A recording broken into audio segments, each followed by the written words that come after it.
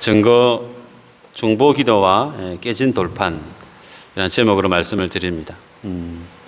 우리들은 지난 시간에 모세가 하나님의 산 시내산에 올라가서 약 40일 정도 하나님으로부터 십계명을 받아오는 그 기간 동안에 산 아래에서 이스라엘 백성들이 황금 송아지를 섬겼던 내용에 대해서 지난 시간에 말씀을 나눴죠. 그래서 지난 시간에는 인생이 주님 앞에 황금 송아지를 통해 우상 숭배하는 그 우상 숭배의 의미가 무엇인지, 그리고 하나님이 기뻐 받으시는 성경적인 예배의 모습이 무엇인지 살펴봤습니다. 오늘 본문 속에서 하나님께서 황금 송아지 우상을 섬겼던 이스라엘 백성들에 대한 징계하는 내용이 소개되죠. 그리고 그 징계에 의해서 하나님의 진노를 발하시려 하시는데, 이스라엘 백성들 앞에 서서 모세가 하나님 앞에 만류하는, 중보 기도하는 모습을 볼 수가 있습니다. 이러한 본문의 구조와 흐름을 통해서 오늘은 성경 독자들에게 하나님께서 뭘 교훈하시고자 하시는지를 잠시 상고하기를 원합니다. 본문을 보면요, 황금 송아지 우상 숭배를 했던 이스라엘 백성들을 하나님이 표현하시는 다양한 표현의 방식들이 있어요. 어떻게 부르시냐면 7절에 보면 이스라엘 백성들을 누구의 백성이라 그렇게 기록하죠? 내 백성이라 하지 않고 모세 네 백성이다, 그렇게 언급하는 걸 볼 수가 있습니다. 8절에는 그들에게 명한 길을 속히 떠났다. 하나님이 그들에게 알려주셨던 언약의 그 믿음의 길을, 말씀의 길을 속히 떠났다, 그렇게 언급하고 있고, 9절에서는 아주 상징적인 표현인데 목이 뻣뻣한 백성이다, 그렇게 언급하는 걸 볼 수가 있습니다. 우리가 이렇게 출애굽과 그리고 성경에서 이스라엘 백성들에게 하나님께서 스스로 자신을 소개하실 때, 계시하실 때 가장 많이 쓰는 표현 중에 하나가 뭐냐면, 애굽의 종되었던 너희를 이끌어낸 너희의 하나님 여호와로라 라고 하는 하나님의 자기 계시에 대한 내용, 귀에 익숙하시죠? 늘 하나님은 이스라엘 백성들을 표현하실 때 너희의 하나님 여호와다, 그렇게 말씀을 하시는데, 오늘 본문에서는 하나님이 내 백성이 아니고 모세 네 백성이다, 그렇게 말씀을 하세요. 기억을 한번 다시 되돌려 보시면, 하나님께서 19장에 이스라엘 백성들을 홍해를 건너시고 시내산 가까이 오셔서 그들에게 피로 맺는 언약식을 맺기 전에 하나님이 그들을 어떻게 구원하셨다라고 말씀하시느냐면, 마치 독수리가 두 날개로 업어서 내가 너희를 구원했다, 그렇게 주님이 이스라엘 백성들을 구속한 그 구원의 사건을 그렇게 표현하신 것을 우리는 기억합니다. 그리고 주님이 누누이 말씀을 드렸지만, 너희가 내 말을 잘 지키고 내 말을 잘 듣고 내 언약을 잘 지키면 너희는 내게 대해서 내 소유가 되겠고 내게 대해서 제사장의 나라가 되고 거룩한 백성이 될 거야 라고 주님이 말씀하셨죠. 그러한 주님의 제안에 대해서 이스라엘 백성들이 지난 시간에 봤던 것처럼 일제히 하나같이 우리가 하나님의 말씀을 그대로 다 따르겠습니다 라고 반응을 보였단 말이에요. 그래서 하나님이 시내산에서 피로 맺는 말씀의 언약식을, 시내산 언약식을 갖지 않았습니까? 그리고 언약식을 행하시고 난 이후에 그 언약의 표정을 주시기 위해서 하나님의 모세로 하여금 산 위, 하나님이 임재해 계신 시내산 위 꼭대기로 불러 올리죠. 불러 올리고 나서 그 언약식의 표징에 해당되는 말씀의 십계명 두 돌판, 그죠? 그 십계명의 돌판을 주님이 새겨 주시는 거죠. 자, 그런 말씀에 지난 시간들이 있었는데, 그 말씀을 돌판을 들고 내려오기도 전에 이스라엘 백성들이 채 40일 만에 어떻게 변질해 버렸느냐면, 시내산에서 하나님과 맺었던 피의 그 언약식을 파기해 버리죠. 그것을 두고 주님은 이스라엘 백성들이 부패했다, 그렇게 말씀을 하셨습니다. 자, 생각해 보시면 하나님과 이미 피로 맺은 언약식을 통과했습니다. 통과한 그들이 그 언약식에 해당되는 언약을 파기해 버렸단 말이에요.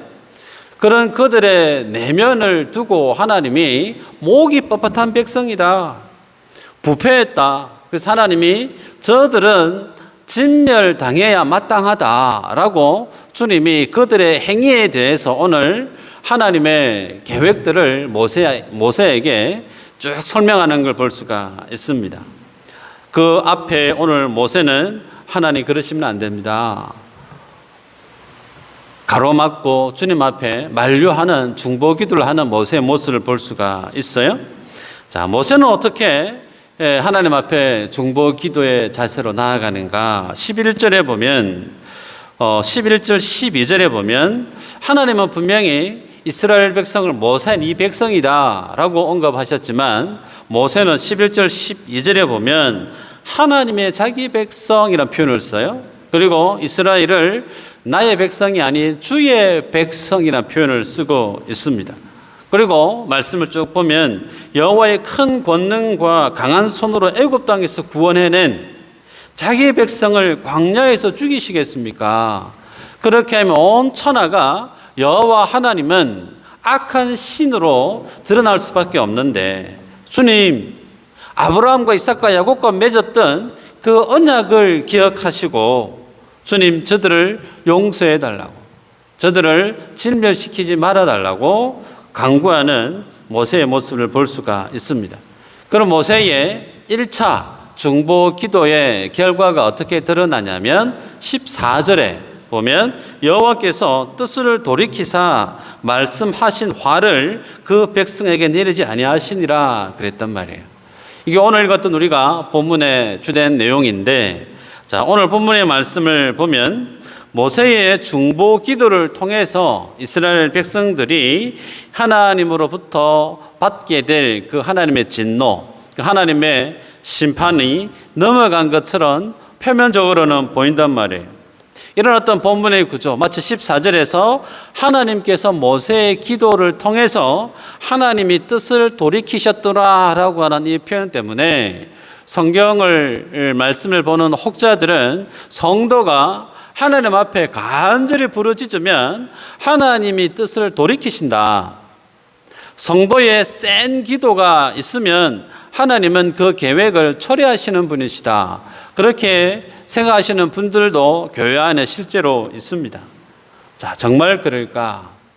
오늘 모세의 중보기도를 통해서 하나님의 뜻을 돌이키셨다라고 하는 그 표현이 정말 인생이 하나님 앞에 가로막아 서서 간절히 기도하면 하나님이 그 뜻을 바꾸시는가? 맞을까요? 잘 모르시겠죠? 그 의미를 알기 위해서는 본문에 숨어있는 하나님의 의도를 잘 살펴볼 수 있어야 됩니다. 찾아볼까요? 우선 결론적으로 말씀을 드리면 모세의 중보 기도 때문에 하나님께서 이스라엘 백성들에게 가지셨던 그 뜻을 돌이켰느냐? 그거 아니라는 겁니다. 오늘 이 본문은 하나님께서 모세의 중보 기도 때문에 죽어 마땅한 이스라엘 백성들이 살아났다, 표면적으로는 그렇게 언급하고 있지만 이 내용이 담고 드러내고자 하는 의도는 오늘 본문 속에서 모세의 중보 기도는 마치 예수님께서 십자가에서 행하실 십자가의 사건을 겹쳐서 두 번 연거푸 독자들에게 제시하고 있는 것을 볼 수가 있어요. 보면 이스라엘 백성들이 앞서 20장에서 하나님과 피로 맺는 언약식을 맺습니다. 하나님으로부터 육성을 통해서 하나님의 십계명을 전수받지 않습니까? 그 십계명의 첫 번째는 너는 나 외에는 다른 신을 내게 두지 말지니라, 그렇게 말씀을 했어요. 두 번째는 우상 숭배하지 마라, 그렇게 말씀을 하셨는데, 오늘 이스라엘 백성들은 그 첫째, 둘째 계명을 정면으로 어기죠. 그 하나님이 가장 중시하는 첫 번째, 두 번째 계명을 어겼다라고 하는 것은 그들이 그 발효되어져 있는, 실행되어지고 있는 그 하나님의 언약에 의하면 그들이 어떤 처분에 처해지는 것이 합당한가? 죽음에 떨어지는 것이 가장 당연한 결과겠죠. 자, 오늘 하나님께서 언약식을 마쳤던 이스라엘 백성들, 그들이 범죄함으로 죽어 마땅한 그들의 모습 앞에 하나님의 의는 그들을 마땅히 진멸하시는 게 맞아요. 그죠? 진멸하는 게 맞는데, 오늘 죽어 마땅한 그들을 진멸하시는 게 주님의 의에 하나님의 참다운 모습인데, 자, 그렇다면 굳이 하나님이 죽어 마땅한 이스라엘 백성들을 향해서 모세를 불러요. 그리고 너 산에 밑에 내려가라 라고 말씀하실 필요가 있으실까? 그러실 필요 없어요. 하나님이 범죄한 인생들을 다 죽여야 되겠다. 그리고 오늘 본문에는 모세를 통해서 다시금 시작하시려고 하는, 하나님의 백성을 다시 재창조하시려고 하는 그런 모습까지 비추고 있단 말이에요. 그 정도면 하나님께서 모세를 불러서 산 아래에 내려가봐라 라고 말씀하실 필요가 없단 말이죠. 그냥 하나님이 그 과정을 모세에게 다 설명하고 난 이후에 하나님께서 지진이나 혹은 비나 벌레나 혹은 코로나19나 이런 것들로 그냥 일거에 정리해 버리셔도 됩니다. 근데 하나님이 그렇게 하시지 않아요. 소상히 이스라엘 백성들이 어떤 죄를 행하고 있고 어떻게 지금 살아가고 있다, 일일이 소상하게 설명하고 있습니다. 그러시면서 모세야 너 빨리 산 밑으로 내려가 보거라, 그렇게 언급하는 것을 볼 수가 있어요. 자, 여러분, 보통요 사람이 너무 화가 납니다. 너무 화가 날 때 어떻게 행동할까? 내가 지금 화가 나는 행동의 이유가 이래서 저래서 내가 지금 어느 정도로 내가 화가 났다, 그래서 내가 지금 당신한테 이런 화를 내고 있습니다, 그렇게 논리적으로 이성적으로 앞뒤 선을 소상히 설명을 합니까? 그게 아니면 처음부터 고함부터 막 올라가고 고함의 게이지를 뛰어넘으면 손이 움직이기도 해요. 간혹 집에서 부부들이 싸움을 할 때 언성이 오갈 수가 있습니다. 그 언성 게이지를 뛰어넘으면 뭔가 깨지는 소리가 들리기도 해요. 그렇죠? 자, 보통 사람들은 화가 나면 이성적인 활동보다 감성적인, 감정적인 활동이 더 빠르죠. 그래서 앞뒤 전후 설명하는 것보다 고함을 먼저 치는 게 보통의 경우예요. 그런데 오늘 본문에 보면 하나님이 선후 좌우를 소상히 설명하십니다. 그러면서 내려가 보라 그러는 거예요. 왜 그러면 하나님이 모세를 진멸받아 마땅할 이스라엘 백성들에게 모세를 내려다 보내시는가? 그 모세에게 자신의 모습을 보여주시는 거예요. 이스라엘 백성들이 얼마나 큰 죄를 짓고 있는지, 내가 지금 어느 정도로 마음이 상했는지를 모세에게 그대로 보여주고 있다는 거예요. 자, 그래서 오늘 지난 시간에도 말씀드렸습니다.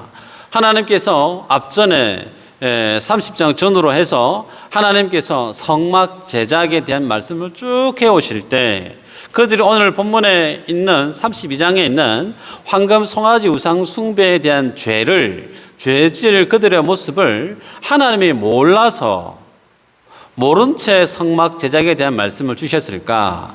그거 아니라고 그랬죠. 하나님, 예수님이 가룟 유다를 주님의 제자로 3년간 데리고 다니실 때 가룟 유다가 예수님을 팔 인물인지를 모르시고 가룟 유다를 데리고 다니셨을까? 아니란 말이에요. 아십니다. 다 알고 계십니다. 그런데 이런 오늘 본문에서 이스라엘이 범죄한 그 모습에 대해서 이처럼 주님이 노를 발하시는 의도가 무엇인가? 그 노의 근거는 하나님의 십계명에 대한 율법에 있죠. 그 율법에 근거하면 마땅히 인생들은 어떤 존재라고 보여주시고 있느냐면 하나님의 진노에 의해서 언약에 근거해서 언약을 잘 순종하면 하나님의 복을 받지만 그 언약을 불순종하는 인생은 그 언약의 저주를 받게 되어진다. 이게 하나님 주시는 언약의 양날의 금 아닙니까? 그처럼 율법에 의하면 너희들은 죽어 마땅한 인생이라고 하는 사실을 주님이 보여주고 있는 거예요. 그러면서 동시에 뭘 더 강조하고 있느냐면 그 율법의 심판을 뛰어넘어서 죄 지은 인생들을 향한 하나님이 갖고 계시는 그들을 향한 사랑하심, 그들이 범죄한 죄에 대한 부끄러운 그 모습을 초월해 계시는 그들을 향한 하나님의 은혜가 얼마나 크고 높고 깊은지를 오늘 본문을 통해서 주님이 보여주시고자 하고 있다는 거예요. 그 모습이 무엇으로 드러나고 있느냐? 모세가 하나님 앞에 중보 기도하는 모습으로 주님이 형상화시키고 있다는 사실입니다. 자, 여러분, 표면적으로 보면 이스라엘 백성들이 율법을 범했기 때문에 죽어 마땅합니다. 그리고 죽어 마땅한 그 모습에 대해서 모세가 간절히 중보 기도를 드리니까 하나님의 뜻을 바꾸셨다. 그렇게 표면적으로는 드러나고 있단 말이에요. 그러나 주님이 전하고자 하시는 주님의 숨겨진 의도는, 인생을 구원하시는 그 구원의 하나님의 밑그림은 중보자를 통해서 하나님이 인생을 구원하시고자 하는 그 의도를 보여주시고 있어요. 인생으로 하여금 너희들이 구원받기 위해서는 너희들을 위해서 대신 내 앞에 나와서 간절히 중보 기도하는 중보자가 필요한 인생이라는 사실을 오늘 이 황금 송아지 앞에 모세가 중보 기도하는 이 모습을 통해서 계시하고 있다는 사실이죠.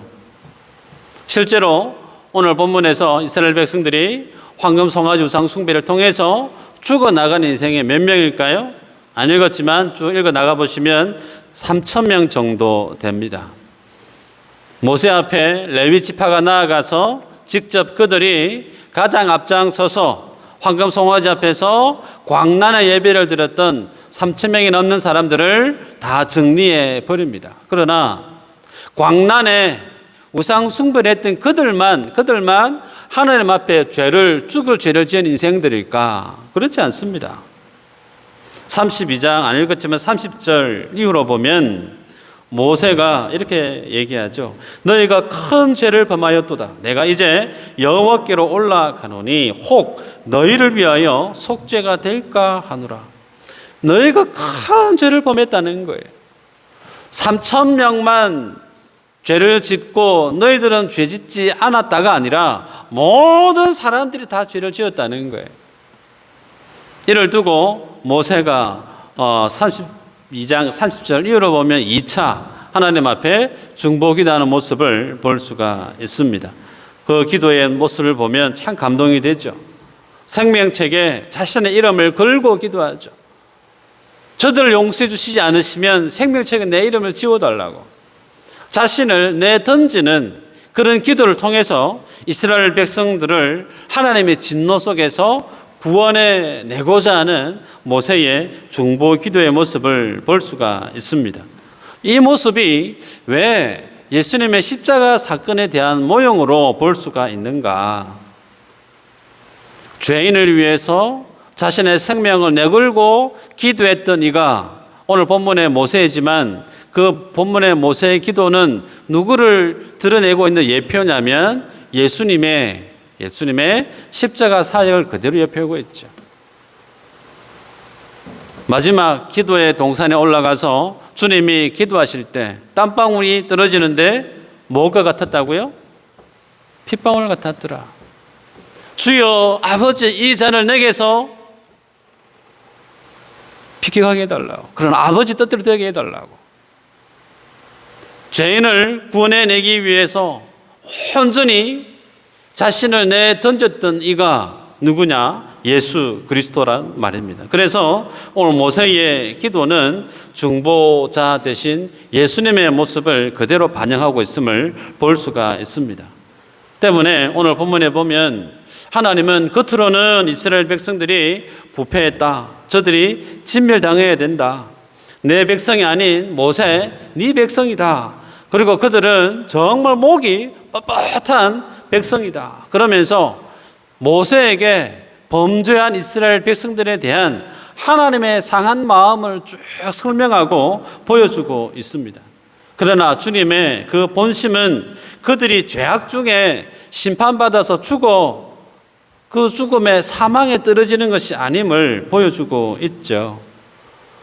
오늘 본문에서 하나님은 인생이 범하는 그 죄, 불순종에 대한 그 가치보다 비교할 수 없을 정도로 우리에 대한 크고 넓고 깊으신 하나님의 사랑을 중보 기도하는 모세의 모습을 통해서 보여주고 있습니다. 이 사실을 우리가 꼭 기억할 필요가 있어요. 내가 오늘도 이 한 주간도 세상살이에 주의 주신 사명 앞에 주신 주님의 부르심 앞에 온전히 순종하지 못했다 할지라도 내가 내 자신의 모습을 돌이켜볼 때 너무 부끄럽고 참으로 주님 앞에 고개조차 들기 힘든 인생의 모습이라 할지라도 잊지 말아야 될 사실은 내가 주 앞에 행했던 그 모든 죄악의 크기보다 나를 향한 하나님의 사랑하심이 더 크다는 사실이에요. 그 결정판이 자신의 독생자를 두렵고 무서운 십자가에 내놓으신 것, 죽게 하신 것, 그죠? 그 하나님의 사랑의 증거가 누구냐면 오늘 우리 각 사람의 모습이에요. 내가 지금 살아서 주님 앞에 예배하고 있다라고 하는 오늘 내 자신의 모습이 무엇을 반증하고 증거하냐면 나를 하나님이 얼마나 사랑하고 있느냐에 대한 증거란 사실입니다. 기억하시기를 바라요. 자, 그렇다면 이렇게 죄악된 인생에서 죽어 마땅한 나의 모습임에도 불구하고 하나님이 그 죽음에 떨어질 인생이 살아갈 수 있는 유일한 대안을 오늘 주님은 중보 기도에 대한 모습으로 보여주고 있습니다.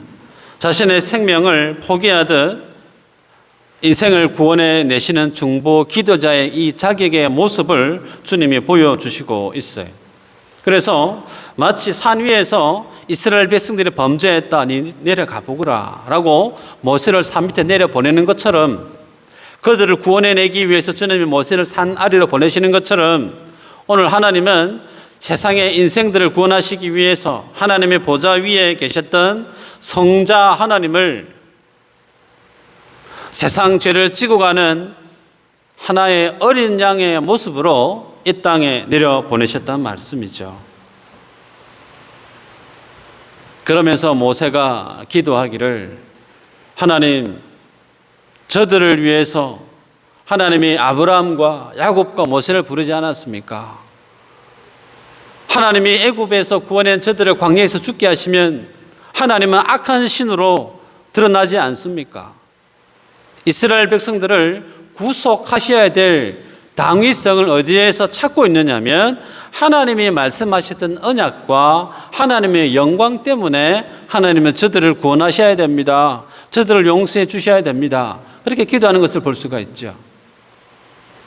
이 모습 속에서 우리가 잊지 말아야 될 사실 또 한 가지가 뭐냐면 하나님이 우리들을 구원하실 때 주님 우리를 사랑하시기 때문에 구원하시는 거 맞습니다. 그러나 그것이 전부가 아니에요. 하나님이 인생들을 사랑할 만한 모양 없는 인생들을 구원해내시는 그 두 번째 더 큰 모습은 하나님의 영광 때문에 우리 인생들을 구원해내신다는 사실이에요. 이사야서 48장에 보면요, 범죄했던 이스라엘 백성들을 하나님이 어떻게 표현하시느냐면 1절에 보면 이스라엘은 진실이 없다, 공의가 없는 백성이다, 그렇게 말씀을 해요.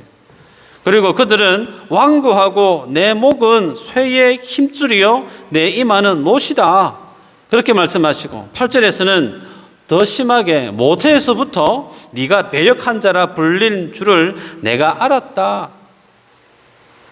너는 태어나기 전부터 어머니의 뱃속에 있을 때부터 너라고 하는 이스라엘 인생은 하나님 앞에 배역한 인생이다 라고 주님이 이스라엘 백성들을 그렇게 평가하고 있어요.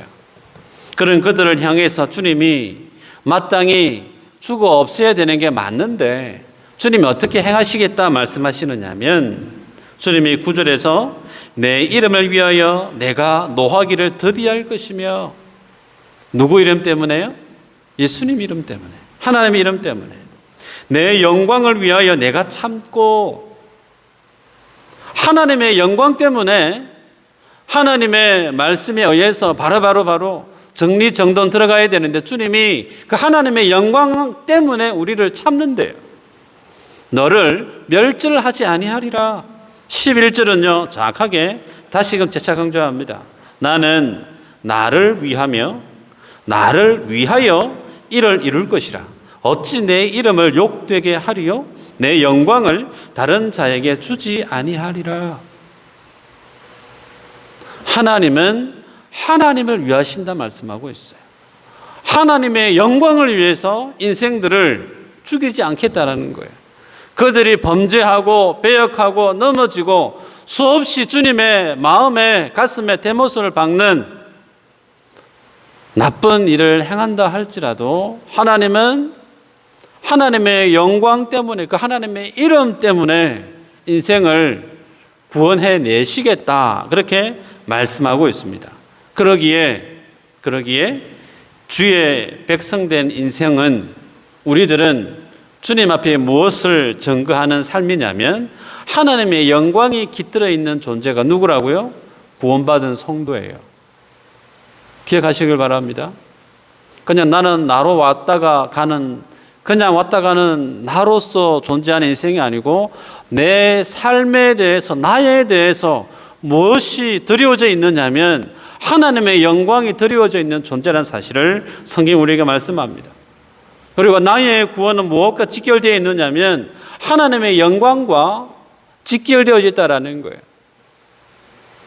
그래서 이런 하나님의 영광을 위해서 구원시켜내는 그 하나님, 오늘 특별히 그 구원의 완성을 중보자라고 하는 사실을 통해서 일궈내시는 구원의 구도를 볼 수가 있죠. 여러분, 오늘 이 모세는 완전한 중보자의 모습으로는 부족합니다. 오늘 본문에서는 아주 성경적으로 하나님 앞에 생명책에서 자신의 이름을 지을지언정 저들을 용서해 달라고 아주 성공적인 중보 기도자의 자세를 취했지만 머리바 사건에서 보면 하나님 앞에 반석을 명해서 물을 내라고 말씀하셨는데 너무나 이스라엘 백성들의 패역한 모습 때문에 지팡이로 반석을 2번 탕탕 두드리잖아요. 그 반석을 2번 두드렸을 때 그 두드린 행위에 대해서 하나님이 언급하시기를 네가 백성들 앞에서 나의 거룩함을 드러내지 않았다. 그래서 너는 다른 사람들 가나안 입성할 때 너는 열외 실패하고 말죠. 그러나 예수 그리스도는 우리의 완전한 중보자가 되셨습니다. 그죠? 그래서 우리들은 오늘 이 본문 모세의 중보 기도의 모습을 통해서 이 중보 기도하는 이 모습이 오늘 나와 무슨 연관이 있는가 곱씹어 볼 필요가 있습니다. 이 사실 앞에 목이 뻣뻣한 인생이 누구냐? 나라는 사실이에요. 부패한 인생이 누구냐? 나라고 하는 사실이에요. 진멸당해야 될 인생이 누구냐? 오늘 본문의 앞에 서 있는 나의 모습이라는 거죠. 그런 내가 하나님의 진노 앞에 정리정돈되어져야 마땅함에도 불구하고 나를 위해서 중보 기도하고 있는 분이 계시다는 거예요. 그분이 누구예요? 예수님이세요. 지금도 주님은 살아서 주님의 보좌 우편에 서셔서 우리를 위해서 중보 기도하고 있는 주님임을 믿으시기를 바랍니다. 예를 들면 양 목사가 하나님 앞에 큰 죄를 지었습니다. 죽어 마땅합니다. 그런데 예수님이 하나님 앞에 서셔서 하나님 저 양 목사 살려주세요. 내가 저 인생을 위해서 십자가를 졌습니다. 하나님 저 장로, 권사, 집사 부족한 모습을 주님 불쌍히 여겨주십시오. 왜요? 주님 내가 저들을 위해서 십자가에서 살찢고 죽었습니다. 저들의 죄를 용서해 주십시오. 지금도 주님은 주님의 보좌 우편에 서셔서 나의 연약한 모습을 대변하고 있다는 거예요.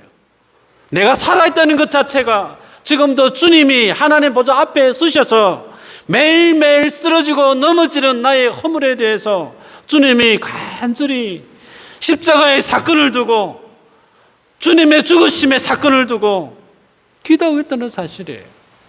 그러기에 이 사실을 제대로 아는 성도는 내가 살아있다라고 하는, 내가 오늘 하나님의 예배자로 교회에 와서 주님 앞에 예배하고 있다는 이 사실을 제대로 알고 있는 성도는 세상을 어떻게 살아갈 수 있을까요?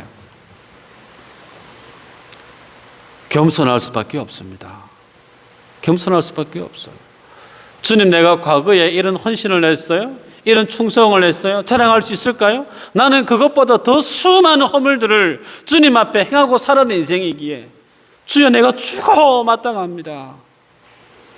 주님의 중보자 되신 예수님의 중보 기도의 은혜가 아니고는 내가 호흡도 할 수가 없고 주님의 교회에 와서 고개조차 들 수 없는 인생이 오늘 바로 냅니다. 주여, 은혜를 주옵소서라고 기도할 수밖에 없을 거예요. 그 은혜를 아는 자는 나를 위해 쉼없이 하나님의 보좌 앞에 서셔서 지금도 중보기도 하시는 그 예수님의 사역을 믿음으로 알고 있는 성도는 그의 준하는 믿음의 삶을 교회 안에서 살아가게 된다는 겁니다. 두 번째는요, 오늘 황금송아지 사건이 왜 예수님의 십자가 사건의 모형인가 보면요, 오늘 하나님으로부터 안 읽었지만 산 아래 이스라엘 백성들이 범죄한 사실에 대해서 모세가 듣습니다. 그리고 내려오죠. 내려와서 19절에 보면 산 아래 춤추고 광란의 예배를 드리고 있는 이스라엘 백성들을 향해서 모세가 하나님이 새겨주셨던 십계명의 두 돌판을 어떻게 해요? 집어 던져서 깨뜨리는 것을 볼 수가 있습니다. 하나님의 말씀이 깨져버렸다라고 하는 이 사실은 인생이 주님 앞에 행했던 그 죄악이 어느 정도로 큰가를 상징적으로 보여주고 있습니다. 그런데 성경 원문을 보면요, 이 19절의 동사들이 어떤 시제로 나오냐면 미완료형으로 나와 있습니다. 히브리어에서 미완료형에 대한 의미는 앞으로 계속해서 일어날 일에 대해서 미완료형으로 기록하고 있단 말이에요. 그 말의 의미는 뭐냐면 오늘 본문에서 하나님이 우상 숭배했던 것과 주님이 대치되고 있는데 그 우상 숭배한 이스라엘 백성들에 대해서 오늘 본문에서만 주님이 싸우시는 것이 아니고 어떻게 해요? 계속해서 쉼 없이 인생들이 하나님을 향해서 우상 숭배하는 것에 대해서 계속해서 싸우시겠다라고 하는 의지를 미완료형을 통해서 표현하고 있습니다. 그런데 성경을 읽어가는 독자들은 한 번쯤 고개를 갸우뚱할 법합니다. 모세의 행동에 대해서 아무리 화가 나도 그렇지 하나님이 직접 새겨주셨던 그 십계명의 돌판을 집어 던지는 것은, 그래서 깨뜨려버리는 것은 너무한 행동이 아닌가. 여러분 어떻게 생각하십니까? 아무리 화가 나도 그렇지 어떻게 하나님이 새겨주신 십계명의 돌판을 단번에 그냥 던져서 박살을 내버릴 수 있을까? 모세가 좀 과한 행동한 거 아닌가? 그렇게 혹 보시는 분이 있을지도 모르겠어요. 오늘 본문에서 모세의 이 행동 어떻게 해석해야 될까? 집어 던지면서 가장 앞장서서 광란의 예배를 드리고 있는 사람 머리 맞아 죽어라. 겨냥해가지고 막 던졌을까요? 그 뜻으로 화가 나서 그냥 너무 화가 나가지고 말씀의 돌판을 집어 던져 깨뜨렸을까? 그거 아니겠죠. 그거 아닙니다.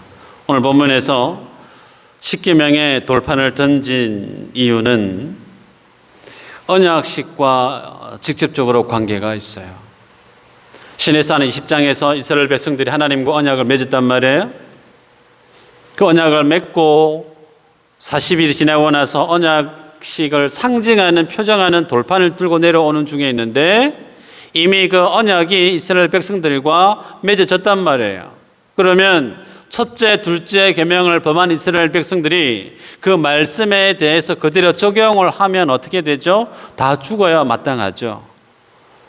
이스라엘 백성들이 다 죽어야 마땅한데 그들이 죽어야 됨에도 불구하고 오늘 하나님이 무엇을 깨뜨려 버리시느냐면 하나님의 말씀을 깨뜨려 버립니다.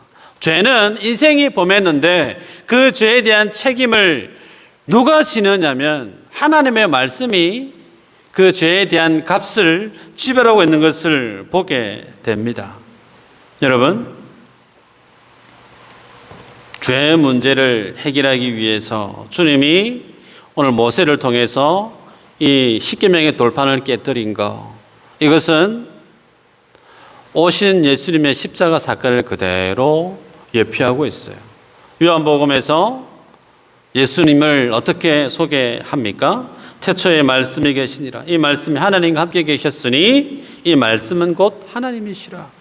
말씀이 누구라고요? 곧 하나님이시다. 요한복음 1장 14절에 누누이 말씀드렸지만 말씀이 육신이 되어 우리 가운데 거하심에 우리가 그의 영광을 보니 아버지의 독생자의 영광이요 은혜와 진리가 충만하더라.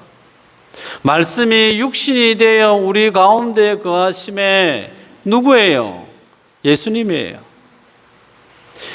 말씀으로 계셨던 그 예수님이 사람의 몸을 입고 이 땅에 오셔서 십자가에서 자신의 살을 찢으시고 피를 흘리시고 자신의 삶을 다 깨어 부셨습니다.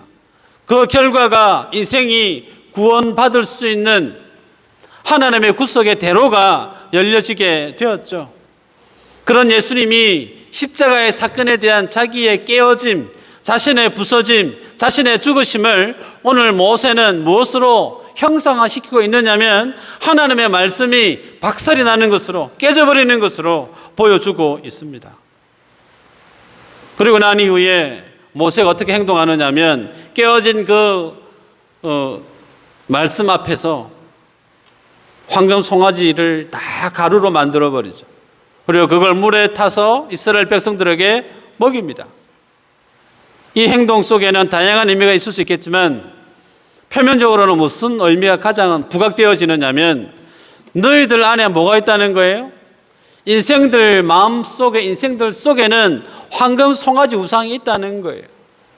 너희들이 우상을 지닌 존재이기 때문에 무엇이 행해졌느냐면 하나님의 말씀이 깨져버렸다는 거예요. 이 말씀은 그대로 십자가 앞에서 예수님의 죽으심에 대한 사건을 그대로 표현하고 있습니다. 내가 죄를 지었는데 그 죄에 대한 값이 예수님이 지십니다. 예수님이 죽으시는 거예요. 그래서 내가 죄를 지었는데 예수님이 죽었다라고 하는 사실을 아는 인생은 무엇밖에 자랑할 수 없느냐? 예수 그리스도 외에 자랑할 게 없는 인생이 되고 맙니다. 내 안에 황금 송아지 가루를 먹었던 인생이 나 때문에 하나님의 언약에 깨진 것을 본 인생은 그 말씀 앞에 고개를 들 수가 없듯이 나 때문에 예수님이 돌아갔던 사실을 제대로 아는 성도는 사는 날 동안 그가 자랑할 수 있는 것이 예수 그리스도 외에는 자랑할 것이 없는 인생이 되고 만다는 거예요. 나 때문에 주님이 돌아가셨구나. 내가 주님을 십자가에 못 박은 인생이구나. 나의 소망이 예수 그리스도밖에 없구나. 말씀을 맺습니다. 이스라엘 백성들은 자신들의 죄가 주님 앞에 사함을 받은 그 사실을 어떻게 아느냐면 중보자였던 모세의 기도 때문임을 압니다. 생명책에 자기의 이름을 지을지언정 주님 용서해 달라고 하는 자기를 내던졌던 중보자 모세의 기도 때문에 우리가 살았구나. 마찬가지죠. 오늘 우리가 쉼없이 배역하고 목이 뻣뻣한 인생으로 주 앞에 살아가지만 내가 숨쉬고 살아가고 있는 근거는 예수 그리스도의 중보 기도 때문임을 알 수 있죠. 그 은혜 때문임을 압니다. 그리고 죄는 내가 범했지만 도리어 하나님의 말씀이 깨어졌던 것처럼 내가 범죄했지만 예수는 십자가에서 죽으셨다는 것 사실, 그 사실 때문에 우리들은 예수님의 피 흘리신 것 외에는 나의 자랑거리가 아무것도 없음을, 그 은혜 앞에 우리를 서게 하시는 하나님의 모습을 보게 됩니다. 그러기에 주 앞에 살아가는 오늘 나에게 있어서 자랑해야 될 것이 무엇이 있을까? 돌아보시길 바라요. 나의 남은 생의 목적도 목표도 어디에 고정되어 있어야 될까? 오늘 모세가 하나님의 백성을 위해서 생명책에 자기 이름을 걸고 기도했던 것 같이 오늘 바라기는 잃어버린 영혼을 위해서 그런 기도를 오늘 내가 할 수 있으면 얼마나 좋을까. 믿지 않는 남편, 믿지 않는 자녀, 믿지 않는 이웃집 누구를 두고 주여 나의 생명책에 나의 이름을 지을지언정 저 영혼을 불쌍히 여겨달라고. 허물어져가는 한국교회와 기울어져가는 주의 몸된 교회를 바라보면서 목사와 장로와 온 성도들이 하나님 천국에서 나의 이름을 지을지언정 주님의 교회를 세워주십시오 라고 그런 기도를 드릴 수만 있다면 얼마나 좋을까. 그 기도를 드릴 수 있는 우리가 되어지기를 축복합니다. 두 번째는 정말 자랑할 것. 세상 사람들은 돈 자랑해요.